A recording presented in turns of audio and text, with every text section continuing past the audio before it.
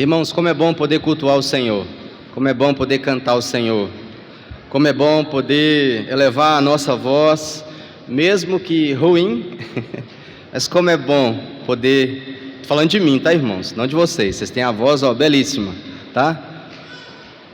O pessoal da equipe musical aí, o pessoal tá muito bem, Deus seja louvado por isso. E esses dias eu tenho conversado com a Samantha é minha esposa, e a gente tem conversado sobre isso, a gente confirmar o dom do qual Deus nos concedeu, né? Às vezes nós escondemos tudo aquilo que temos e nós não confirmamos o dom que Deus nos concedeu. Então, se você tem o dom de cantar, meu irmão, aqui nessa terra, com a voz linda e maravilhosa, cante, porque assim você está confirmando aquilo que Deus te deu de tão precioso.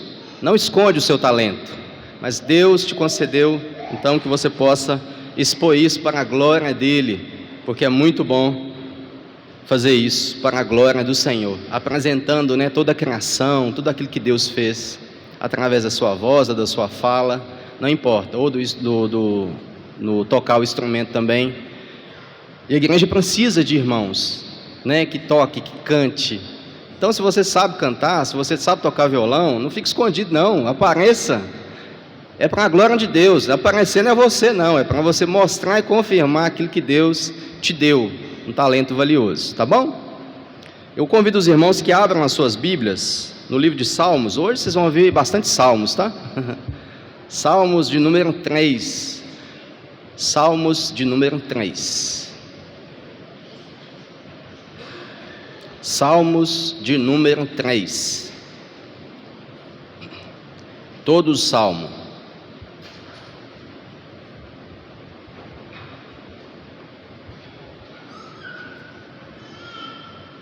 Amém? Também de forma responsiva, tá? Os irmãos poderão me ajudar na leitura. Começa assim, é um salmo de Davi, quando ele fugia de Absalão, seu filho, seu segundo filho, né? Senhor, como tem crescido o número dos meus adversários, são numerosos que se levantam contra mim.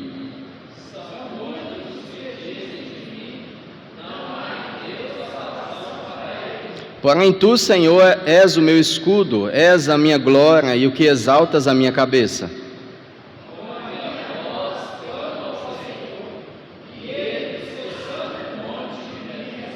Deito-me e pego no sono, acordo porque o Senhor me sustenta.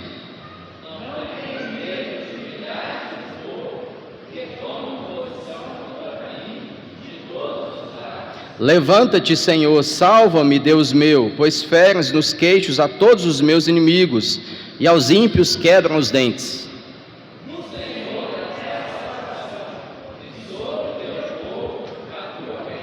Oremos. Santo Deus, Pai Todo-Poderoso, Criador dos céus e da terra, glória seja dadas ao Senhor, ó Deus, por esse momento de culto, por esse tempo, ó Deus, em que nós estamos aqui.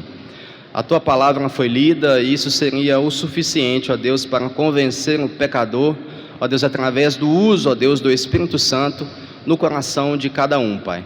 Mas o Senhor nos tornou seres inteligentes, pensantes, seres racionais. E aqui, Deus, nós queremos, Pai amado, e nós imploramos, nós suplicamos ao Senhor, ó Deus, que o Senhor fale ao nosso coração, que o Senhor nos usa conforme a vontade do Senhor, que os meus irmãos e também, ó Deus, a mim, ó Deus, nós estejamos, ó Deus, cativo à mente de Cristo, e que nada venha nos atrapalhar, Deus, nesse momento de podermos ouvir a palavra do Senhor. Ó Deus, nos usa conforme a vontade, o querer do Senhor, e conforme, ó Deus, o Senhor quer para cada coração aqui nessa noite. Que o Senhor fale ao nosso coração, no nome de Jesus. Amém, Pai. Irmãos, é um salmo, quando a gente pega o livro dos Salmos, né, ele é dividido em 5 livros, e todo o primeiro livro de Salmos, ele é todo de Davi, né? Tem os filhos de Corá, Etã, Salomão, Moisés, os outros escritores, né? Asaf. Mas do Salmos 1 até o 41 é o primeiro, único e exclusivamente de Davi. Então Davi escreveu todos esses salmos, além de outros salmos também. Então nós vamos desfrutar e nos deleitar aí em um dos salmos de Davi, que se encontra no primeiro livro de Salmos, né? Que são divididos em 5. Então nós temos essa preciosidade e vamos nos deleitar aqui. Esse salmo ele foi escrito num contexto de lamento, num contexto de choro, onde a perspectiva de alguma coisa acontecer ali de bom era muito pouco, porque é um salmo onde um filho persegue o pai em busca do seu trono, né? O contexto desse salmo é a rebelião provocada por Absalão, filho de Davi, para tomar-lhe o trono, né? Naquela sede voraz ali, que ele via o seu pai cometendo alguns erros, e ele então se lançou a alcançar corações ali em Israel, para que o trono fosse dado a ele, não de maneira natural, né? Mas de maneira que ele queria mesmo se apossar de tudo aquilo que o pai dele vivia ali, através da unção que o próprio Deus concedera a Davi. E se você quiser acompanhar essa história lá na sua casa, 2 Samuel 13, do 13 ao 19, essa história que nós vamos ouvir e ver aqui hoje, você vai ter esse deleite, né, de saber detalhes e detalhes. Aqui, por enquanto, é só uma passada por cima daquilo que aconteceram. A terceira coisa que nós aprendemos com esse salmo também, a relação de Davi com seu filho, né? Já estava estressado há 11 anos. Então, há 11 anos, Davi e a sua família e o seu filho Absalão, eles estavam ali em uma luta, né? Em um relacionamento abalado, em algo ali que não se compreendia, o porquê que Davi fazia aquilo, ou porquê que Absalão tomou as piores decisões possíveis com relação a sua casa. E esse abalo, esse estresse entre os dois ali, entre o pai e o filho, é devido a algumas coisas, né, que Davi cometeram. Seu adultério com Batseba, todo mundo já sabe, né, da história, que Urias era esposo de Batseba, e Urias pertencia aos 300 de Davi, aqueles homens separados, guerreiros ali, para poder batalhar batalhas difíceis. Ele era um dos escolhidos ali para poder estar à frente do exército. E quando chega o final da primavera, onde os reinos, né, saiam para poder batalhar, para poder conquistar mais terras, né, Davi, geralmente ele ia para as guerras. Davi, nesse contexto aqui com Batseba, ele não vai para a guerra. Davi, ele fica em casa. Então, ficando em casa, ele começa a ver algumas coisas diferentes no terraço ali do seu castelo. E quando ele levanta de manhã, no seu terraço ali do castelo, ele enxerga algo ali que aos olhos dele era muito prazeroso. Era Batseba se banhando, era Batseba tomando banho, era Batseba ali num contexto onde o rei Davi poderia desviar os olhos, entrar para sua casa, mas não, ele pergunta: quem é aquela mulher? Quem é aquela formosa, aquela bela mulher? E não só perguntando, ele também quis possuí-la, e possuiu. Então Davi comete adultério com Batseba, e depois de um longo período, ela chega ali, depois de um breve período, aliás, ela chega ali e diz: Davi, eu estou grávida, eu estou esperando um filho seu devido àquele ato que nós cometemos ali.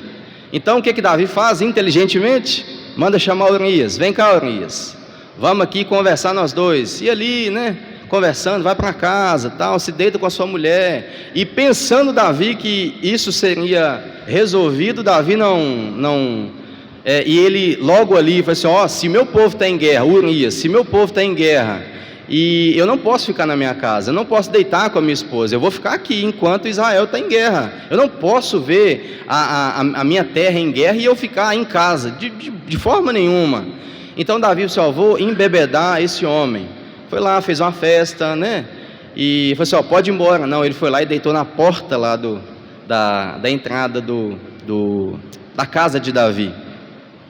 E Davi, não muito consciente, né, daquilo, falou assim: esse homem não vai embora de jeito nenhum, esse homem não vai se deitar com Batseba. O que ele fez? Escreve uma carta a próprio punho, falou assim: toma aqui, Urias, entrega a Joabe, que era um general de guerra dele. E ele, nessa carta, dizia que quando fosse atacar as muralhas, que eles atacassem, e depois eles dá-se um passo para trás e ficaria só Urias. Nessa carta estava descrevendo como Urias deveria morrer, o próprio rei Davi escrevendo a morte de Urias, um dos seus homens de confiança.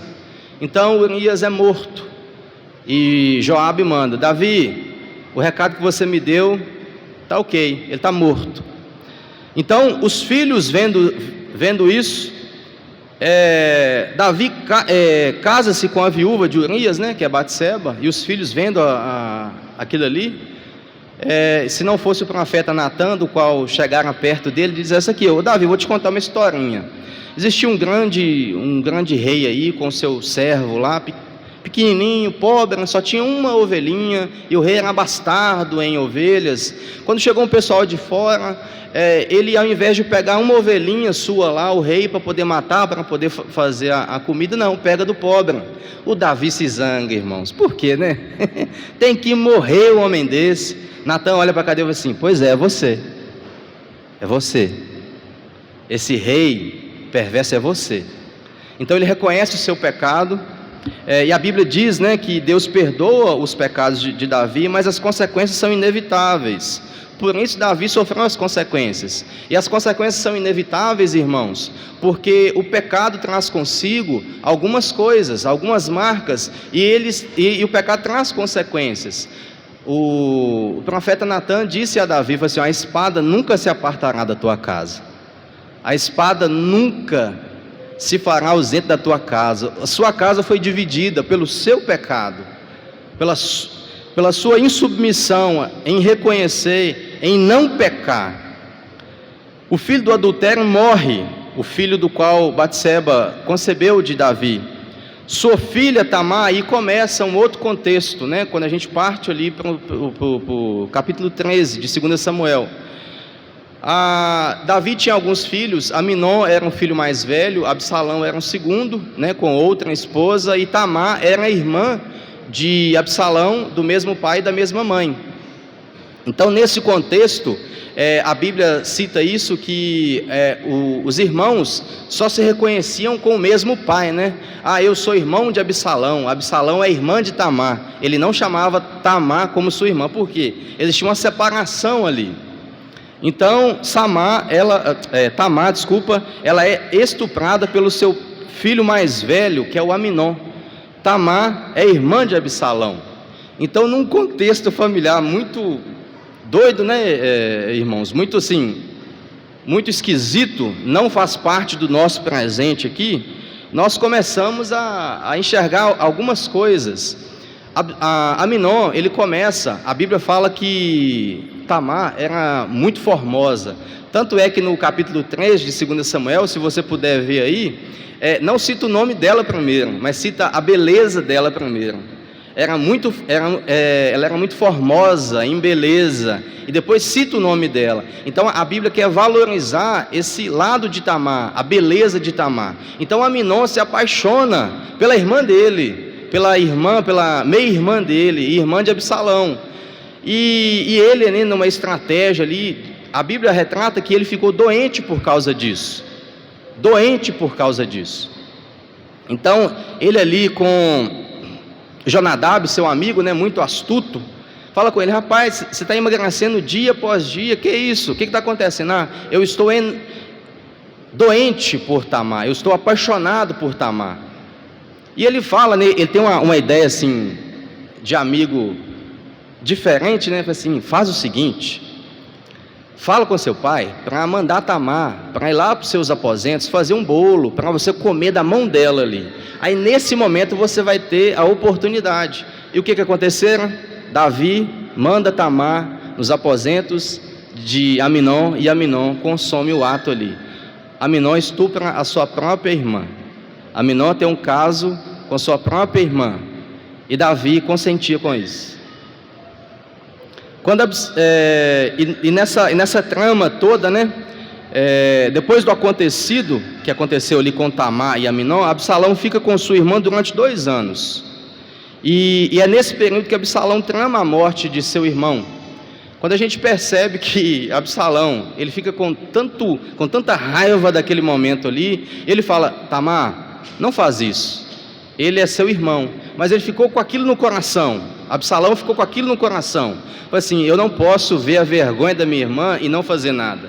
Eu não posso tratar a minha irmã de qualquer maneira. Eu não posso ver o sofrimento da minha irmã com um absurdo desse que meu irmão fez, e meu pai não está fazendo nada. Eu preciso fazer alguma coisa. E durante 2 anos que Tamar fica com Absalão, ele trama a morte. E ele faz o seguinte: fala assim: pai, vou dar um almoço lá em casa, é dia de tosquear todas as ovelhas. Eu gostaria que todos os irmãos estivessem lá. Eu gostaria que o Senhor estivesse lá. Eu gostaria que todos do reino estivessem lá. Aí Davi fala assim: eu não quero ser pesado a você, mas eu vou mandar os meus filhos. E Absalão trama com os seus servos lá. Fala assim: ó, pode colocar bastante bebida aí para ele, bastante bebida para ele, que eu quero que ele fique bêbado, e nós vamos matar ele, mas a morte dele é a minha responsabilidade. A morte dele vai passar pela minha cabeça, eu que vou matar ele. E o que acontece? Aminon bebe, fica bêbado, e Absalão consome o ato ali de matar o seu próprio irmão. Irmãos, vocês conseguem enxergar esse contexto de uma casa completamente destruída, em que o pai não se posiciona, em que o pai não está presente, em que o pai diz: podem fazer vocês, que eu tenho muito compromisso aqui, eu tenho muita coisa para fazer, eu tenho muita coisa aqui para cuidar, pode aí se reunir, vocês aí com seus irmãos, tosquear todas as ovelhas, que não me importa. Quando Absalão mata Aminon, ele precisa fugir de Israel, e fica longe de Israel durante 3 anos. Então ele vai para Gessur, fica lá durante 3 anos, e até então, irmãos, já se passaram 5 anos de relacionamento estressante, de relacionamento que não tem como, não tem diálogo, não tem conversa. Ele foge, fica durante 3 anos ali, e pela intervenção de Joabe, Absalão retorna a Israel. Mas Davi, seu pai, disse que não queria vê-lo, pois ele não tem o direito de ver a face do rei. Irmãos, como é para uma família toda destruída, o pai ainda dá um recado para o filho assim: eu não quero te ver, você não é digno de ver o meu rosto, você fez a pior coisa da sua vida, você matou seu irmão. Em momento nenhum Davi quis parar um tempo e olhar para as coisas que tinham acontecido e começar a buscar a Deus. Se Deus, a minha casa, ela está dividida, mas a casa de Davi, ela está dividida mesmo, porque o próprio Deus, através do profeta Natan, disse: a espada nunca se apartará da tua casa. Irmãos, o nosso pecado, ele traz consequências. O nosso pecado traz consequências, às vezes inevitáveis, às vezes o próprio público enxerga ela de uma maneira clara, como o sol do meio-dia, como aconteceram com Davi. Nesse período, depois de 7 anos, Absalão manda um recado para seu pai, que queria ver, que queria conversar com ele, e que se o Senhor tem alguma coisa, ele disse isso, contra mim, que o Senhor me mate. Eu preciso ver o Senhor, eu preciso conversar com o Senhor, eu preciso dialogar com o Senhor. Então, depois de todos os erros, Absalão ainda quer conversar com Davi. A Bíblia diz que Davi recebe seu filho no palácio, lhe dá um beijo, mas não diz nada para ele. Irmãos, Davi só piora a situação. Se pode você chegar, meu filho. E quando ele entra na presença de Davi, Davi só dá um beijo nele e não fala nada com ele. Absalão sai da presença de seu pai, e durante 4 anos ele começa a montar um esquema de rebelião, devido a esse estresse entre ele e o pai, devido a essa espada que não se apartou da casa de Davi, devido ao pecado que Davi cometera, devido a essa lástima que o Davi cometera dentro da sua casa. Irmãos, Davi poderia ter qualquer mulher que ele quisesse, desde que não fosse casada, desde que não cometesse adultério. Davi cometeu adultério, assassinato. Davi matou Urias. Davi é assassino. Davi é um adúltero. E mesmo assim Davi não reconhece, irmãos, ainda que a tratativa está sendo dada pelas consequências do seu pecado. terminando esses 4 anos, e já são 11 anos de relacionamento abalado e estremecido. Nesse tempo, Absalão ia furtando o coração do povo, mentindo para o povo, se colocando a favor do povo. Quando ele se colocava ali à entrada do palácio, quando chegava alguém de fora, você quer um conselho? Rapaz, se tivesse rei aqui, se tivesse um rei aqui, se eu fosse rei nesse lugar, eu ia resolver tudo para você. Se eu fosse rei nesse lugar aqui, eu ia mandar colocar isso, aquilo. Então ele ia furtando o coração do povo com mentiras. Então Absalão vai aliciando o povo, aliciando lideranças daquele tempo. Desta maneira era grande a multidão que, devido às mentiras, iam crescendo contra o reinado de Davi. Com isso, Absalão relata ao rei, seu pai, que se um dia, quando ele foge, para Gessur, se um dia ele voltasse para Jerusalém, ele queria ir para Hebrom, cultuar o Senhor. E pior ainda, irmãos, ele disse: pai, eu prometi para mim mesmo que se um dia eu voltasse para Israel, eu queria ir para Hebrom, poder cultuar o Senhor, poder bendizer o nome do Senhor, porque ele me trouxe de volta. O que Davi faz? Pode ir, meu filho, pode ir. Davi em momento nenhum quer tratar o pecado, irmãos. Davi em momento nenhum quer tratar o pecado. Seu pai o permitiram e consigo levou algumas pessoas, inclusive Aitofel, que era um conselheiro ali de Davi, para Hebrom, e Absalão mandou que alguns servos anunciassem. Gente, olha que coisa engraçada. Quando ele estava chegando à porta de Hebrom, Absalão mandou alguns servos para a entrada de Hebrom e disse: é chegado o rei está chegando, ele se proclamando rei, enquanto o pai dele ainda estava vivo. Olha que mentira de poder cultuar o Senhor em Hebrom, mas falando que chegou o rei. E alguns servos: chegou o rei Absalão, o rei Absalão. E nesse tempo, irmãos, Davi recebe um recado, que seu filho marcha para Jerusalém, com grande multidão cheia de furor. E Davi diz a seus próximos que nenhum livramento havia para aquele momento. E Davi precisa sair de noite, irmãos. Olha que vergonha, por causa de pecados não tratados. E quando ele recebe esse recado de Absalão, que o seu filho vinha com grande multidão para poder tomar-lhe o trono, para poder tirar Davi do trono, eu fico imaginando, irmãos, um rei, ele sai com a cabeça coberta, ele sai descalço, à noite, correndo do seu próprio filho.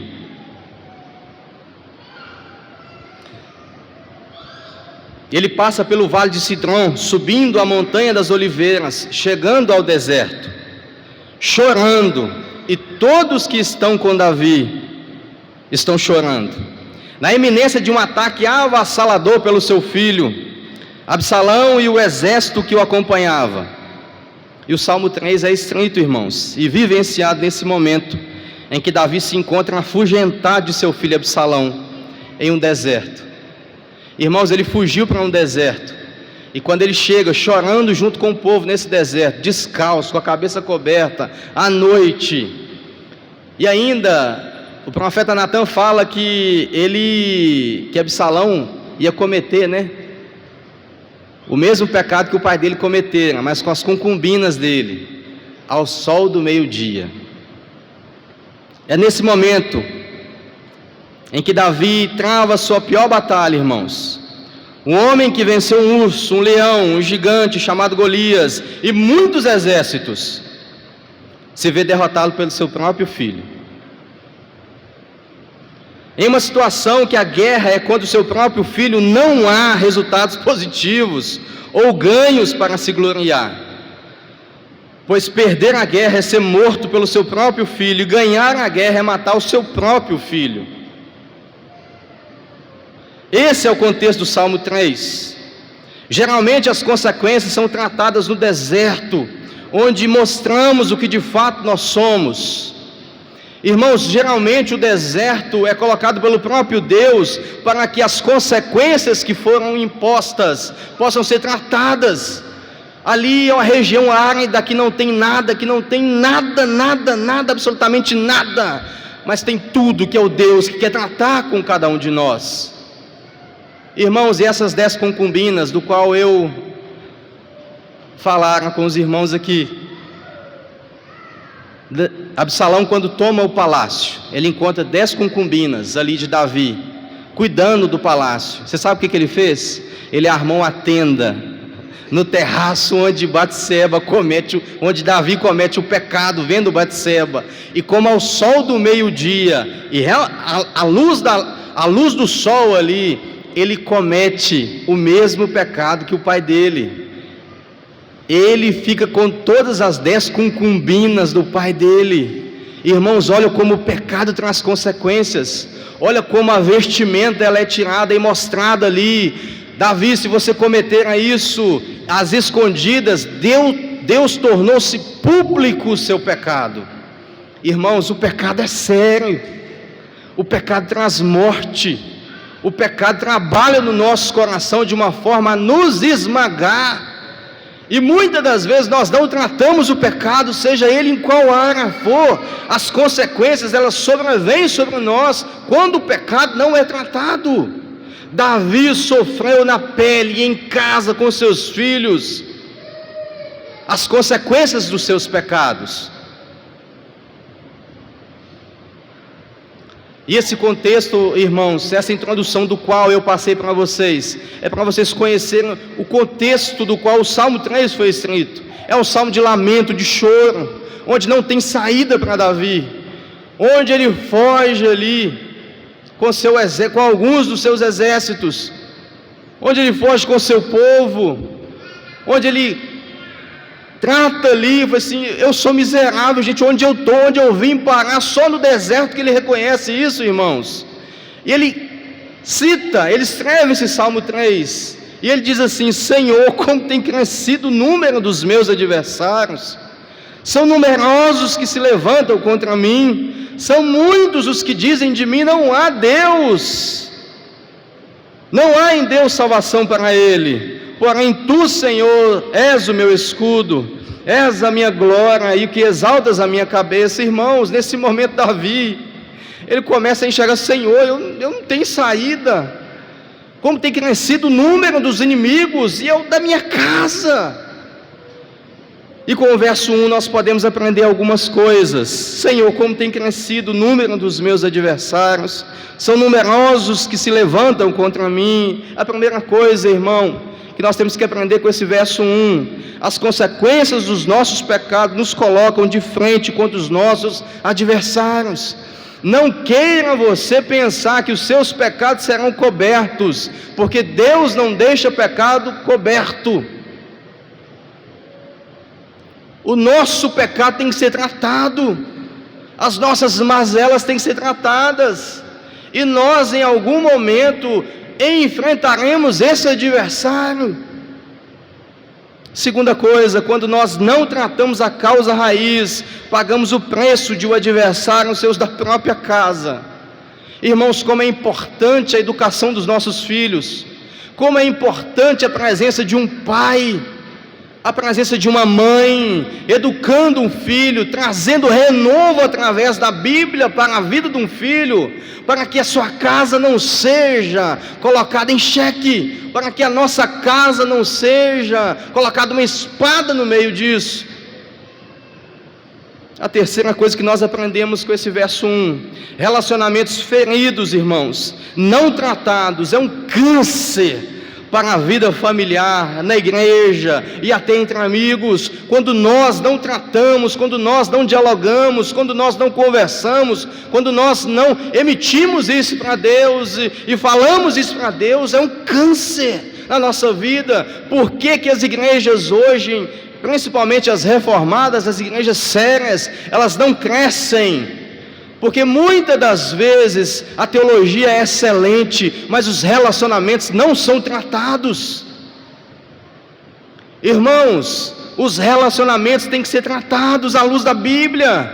se você tem uma teologia boa, se você tem um padrão que é a Bíblia, os seus relacionamentos têm que ser saudáveis, a sua casa tem que ser saudável, os seus amigos têm que ser saudáveis, todos os campos da igreja têm que ser saudáveis, porque nós temos o livro que nos diz isso. Pecados não tratados significam ruína na sua família, no seu trabalho, na sua igreja, em qualquer lugar, irmãos. O pecado tem que ser tratado. No verso 2: são muitos os que dizem de mim, não há em Deus salvação para ele. Primeira coisa, irmãos, os acusadores não hesitam em falar que não há Deus, não há salvação, não há esperança, quando as consequências dos pecados são impostas. Quando aparecem as consequências, muitas das vezes os irmãos dizem: será que realmente ele servia a Deus? Irmãos, as consequências são muitas, irmãos, de pecados não tratados, pecados de estimação, pecados que nos fazem cair. Vocês já viram aquelas pessoas que vivem caindo no mesmo erro? Que não gostam de tratar de algum tipo de pecado que o faz cair? Vocês já notaram isso?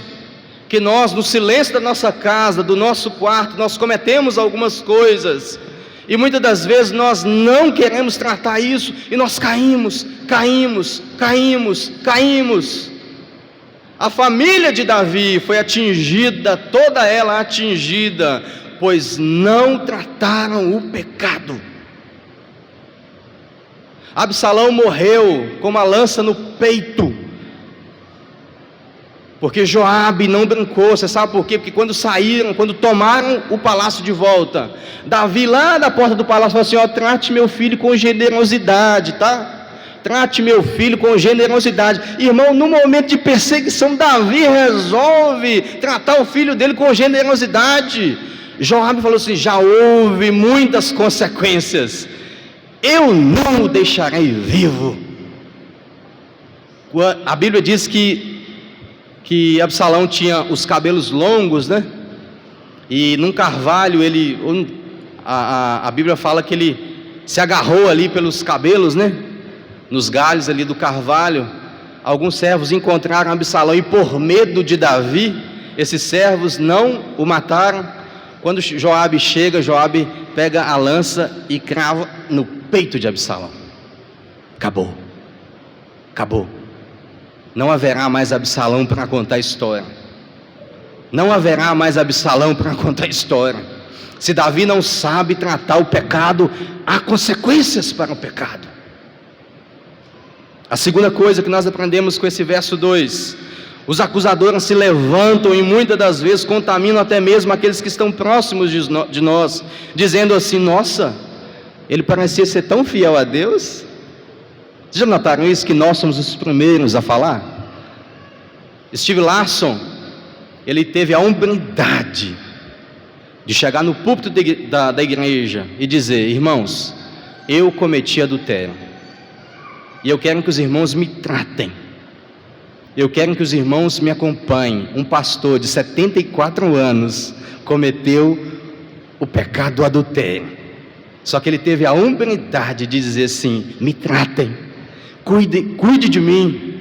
Uma das maiores referências reformadas, irmãos, um homem que tem livros, aos 74 anos cometera pecado do adultério. Mas diferente de Davi, Larson falou assim: eu preciso ser tratado por vocês, eu preciso sofrer as consequências, mas eu preciso ao mesmo tempo ser tratado por vocês. Eu preciso ser pastoreado por vocês, presbíteros. Eu preciso que vocês me acompanhem. Nós temos, irmãos, diante das consequências de alguns irmãos, de alguns pecados, né? De alguns irmãos, nós precisamos ajudá-los a sair dessa e nunca mais voltar para o mesmo poço. Nós precisamos.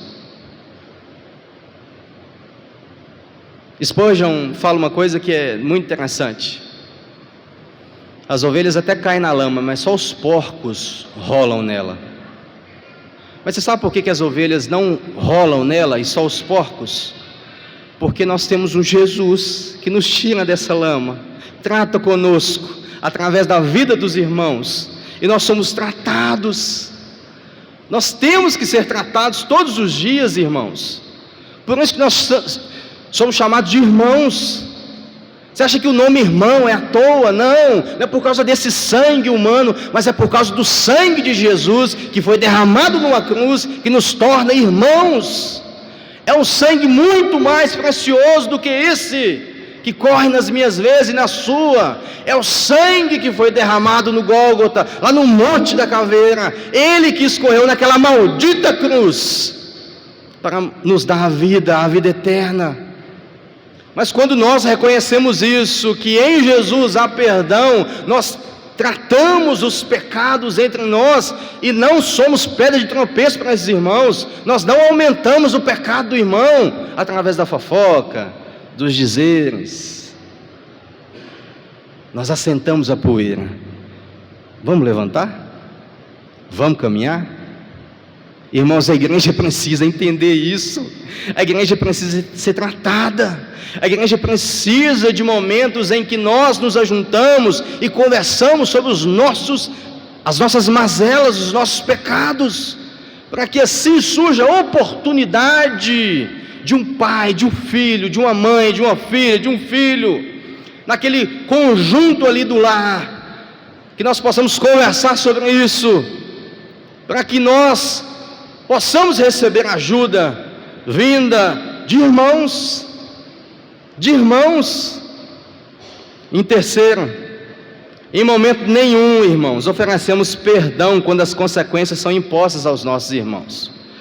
Em momento nenhum oferecemos perdão quando as consequências são impostas aos nossos irmãos. Vocês já notaram que é difícil a gente perdoar alguém que comete um pecado assim? O pecado horrível, ele matou seu filho.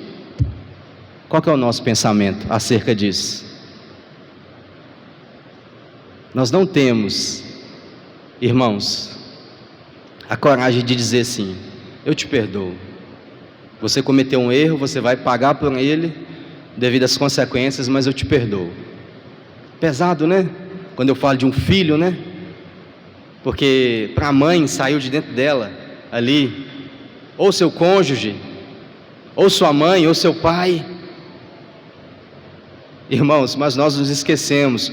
Os nossos pecados são a causa da morte de Jesus.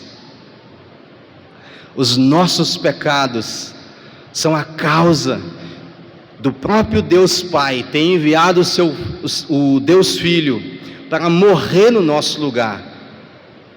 Aquilo que cabia a nós, Ele pagou um alto preço. Nós devemos reconhecer isso, irmãos. E por que não perdoar, sendo que Jesus nos perdoou na cruz? Por que não perdoar o próximo, sendo que Jesus nos perdoou na cruz? Ao terceiro dia Ele ressuscita. Ao terceiro dia Ele ressuscita e diz assim: a morte está vencida. Não há mais morte para aqueles que confiam e acreditam e creem em mim de todo o coração. Em Jesus há vida em abundância, em Jesus há eternidade abundante. Nós precisamos reconhecer isso.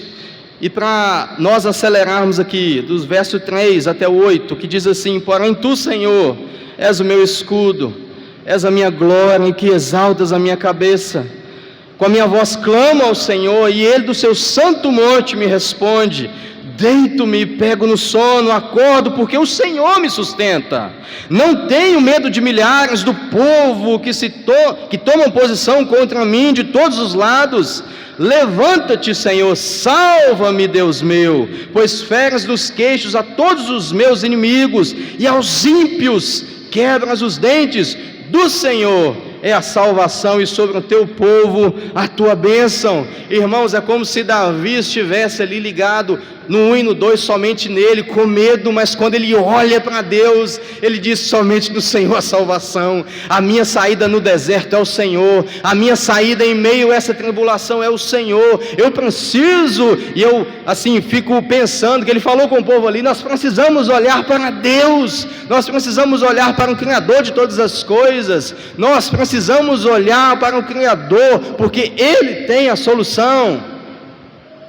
E a primeira coisa que nós aprendemos com esses 8 versos, dos versos 3 a 8, primeiro, diante das consequências do pecado, o mais importante é reconhecer quem pode nos livrar e nos moldar para a sua glória. Irmãos, as consequências vêm, mas Deus, Ele nos molda, Deus, Ele nos torna melhores, Deus, Ele nos torna ainda mais capazes de suportar ainda mais cargas. Deus é quem nos molda.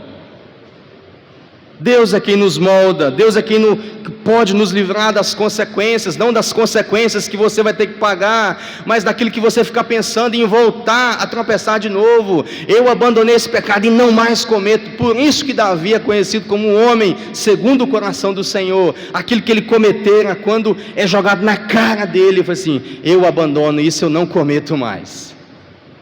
A segunda coisa que nós podemos aprender, diante das consequências do pecado, o justo sempre se demonstra apto a passar por elas, mas confiando que a proteção vem do Senhor. Irmãos, quando você tem a certeza de que você é um escolhido, de que você é um eleito, de que você é separado para Deus, você está sempre apto a ser admoestado diante das consequências do pecado. Você sempre se demonstra humilde. E assim, como naquela parábola do joio e do trigo, eu não sei se os irmãos conhecem a cultura do trigo, mas quando o trigo ele é plantado, quando chega na época da maturação, o trigo, diferente do joio, ali ele se dobra para ser colhido. O joio continua de pé. Irmãos, nós temos que ser trigo, nós temos que nos curvar humildemente, para que Deus possa tratar conosco, porque o joio que se mantém de pé, ele será cortado e lançado ao fogo, e ao fogo eterno, e ali não há mais salvação para aquele joio, mas para o trigo que se coloca encurvado, que se coloca numa posição de humilhação, ele será tratado, e dele brotará alimento. E a terceira e última coisa, para que nós possamos terminar, a proteção é para o povo que não se ilude com fábulas.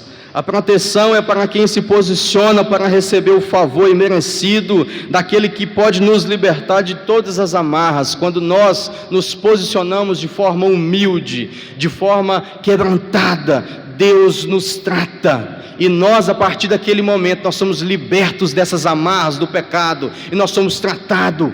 Davi reconhece isso. Irmãos, que possamos, assim como o salmista Davi, em tempo oportuno, reconhecer que Deus é a nossa proteção, é Ele que nos sustenta, é Ele que nos faz caminhar em lugares que jamais imaginamos caminhar, mas Deus trata conosco. E quando nós descansamos em Deus, irmãos, eu peço aos irmãos, eu suplico aos irmãos, descanse no Senhor. Não existe valor na terra nenhum, financeiro, ou algum bem que se compare a descansar no Senhor, que eu tenho plena convicção de que necessidade jamais passaremos, jamais. Então o que nós devemos aprender nessa noite, que nós possamos aprender, é que com o pecado a gente não brinca, o pecado a gente trata de forma séria, mas com essa convicção, com essa certeza, quando nós somos levados ao deserto, nós somos tratados pelo próprio Senhor. E quando o rei Davi diz: do Senhor é a salvação, e sobre o teu povo a tua bênção. Que Deus nos abençoe, e que Deus nos torne ainda hoje melhores do que fomos agora há pouco, ou do que ontem, e que dia após dia nós possamos caminhar rumo a essa melhoria contínua, sempre melhorando para a glória do Senhor. Que Deus nos abençoe.